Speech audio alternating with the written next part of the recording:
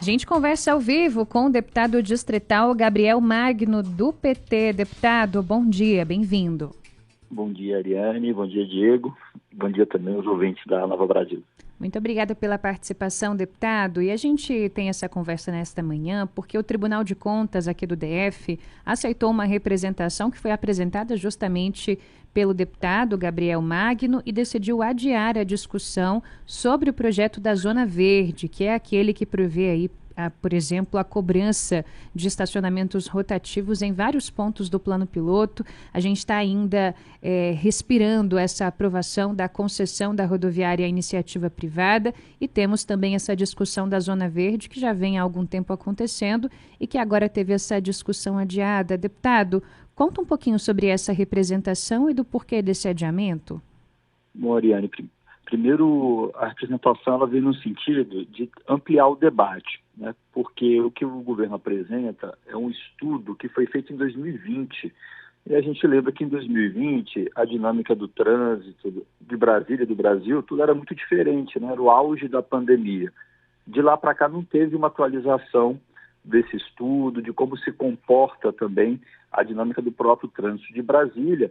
E a proposta, ela tem vários problemas. Por exemplo, ela não apresenta um reinvestimento das receitas que serão produzidas na melhoria do transporte coletivo, em pensar em outros modais, né, na melhoria da própria mobilidade da cidade, porque, de fato, a cobrança de estacionamento acontece em várias cidades do mundo no sentido de desincentivar o uso do transporte individual. Isso é importante.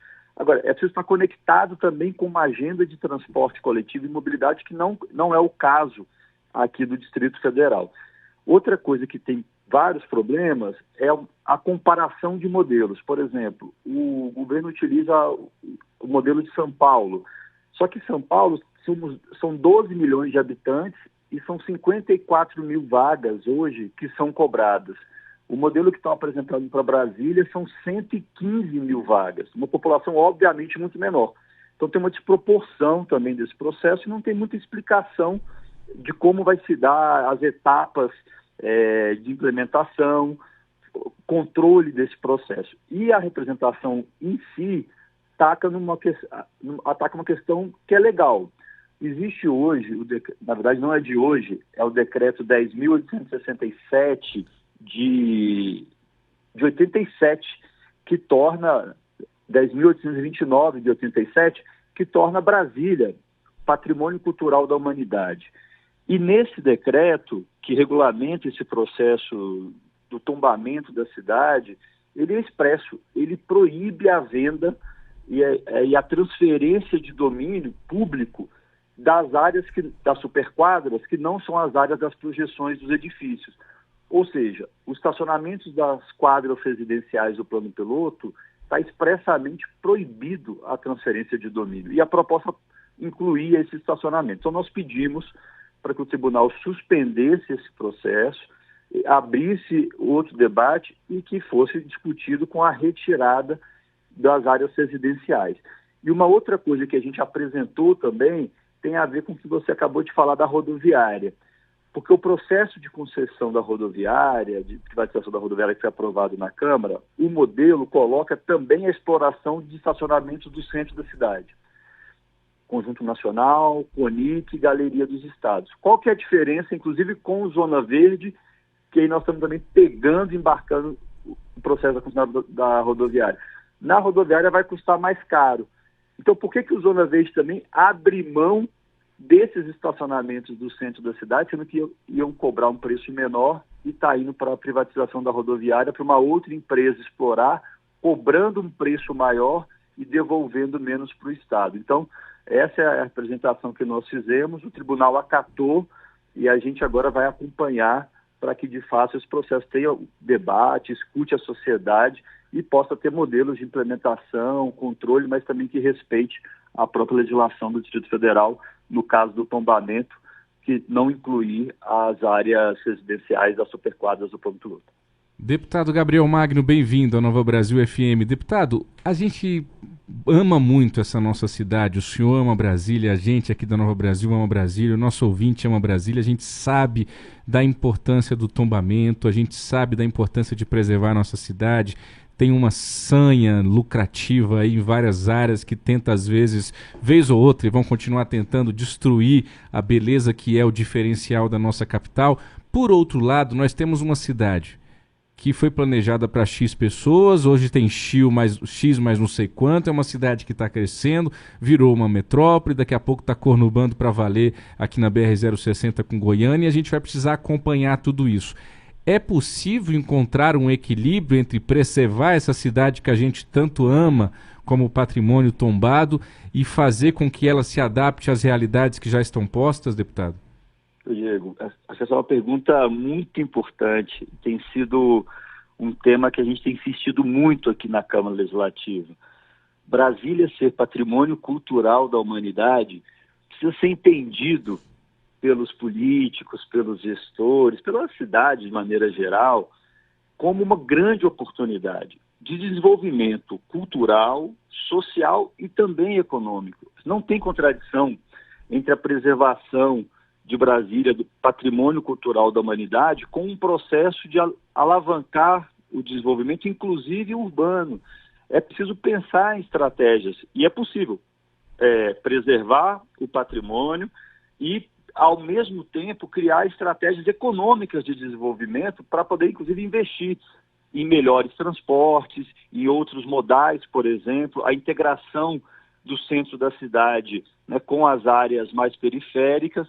Agora, não será fazendo isso, desconstruindo talvez aquilo que é, como você falou, né, aquilo que a beleza de Brasília, o que torna Brasília tão especial e que faz com que várias pessoas, inclusive de outros lugares do Brasil e do mundo, venham conhecer. Então, preservar o patrimônio é fundamental, inclusive para a gente começar a pensar outras estratégias de desenvolvimento econômico e até geração de emprego e renda na cidade. Infelizmente, uma parte da classe política ainda não entendeu isso, né, e acha que preservar o patrimônio de Brasília atrasa o processo de desenvolvimento econômico, social. E ao contrário, é uma grande oportunidade.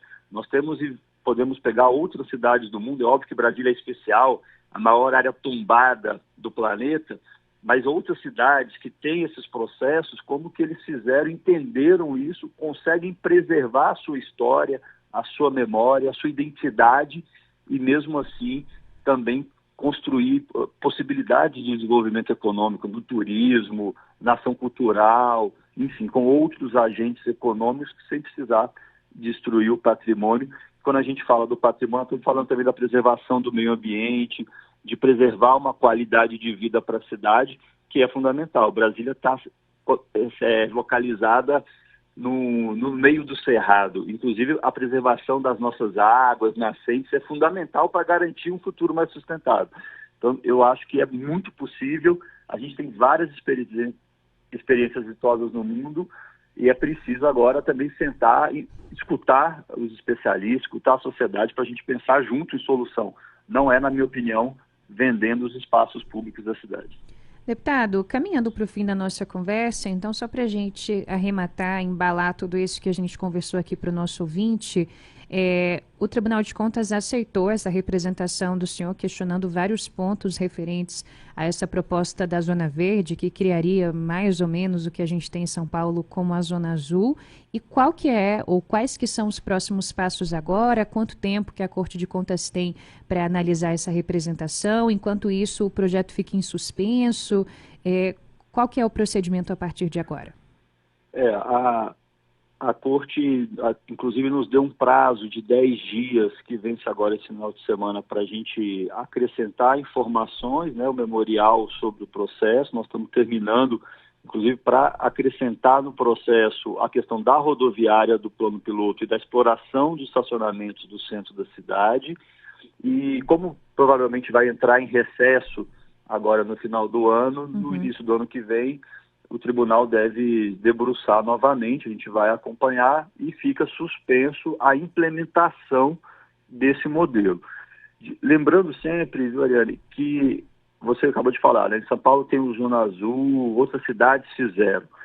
É possível fazer um processo desse, é possível ter, inclusive, a própria gestão do Estado, porque o modelo de São Paulo, inclusive, ficou várias décadas sobre gestão da própria prefeitura, escutando os moradores, escutando o setor produtivo, para pensar etapas também de implementação e testando os mais diversos modelos. Por isso que é importante a gestão do Estado, porque quando você transfere para a iniciativa privada por 20 anos, você fica com menos capacidade de ir moldando esse modelo, e a gente está pedindo, nesse caso, mais concretamente, se for adotar o modelo do jeito que está, que a gente tem várias críticas, que pelo menos se retire os estacionamentos residenciais.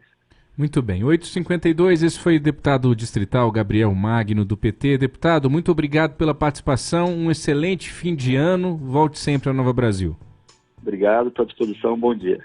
Obrigada, deputado.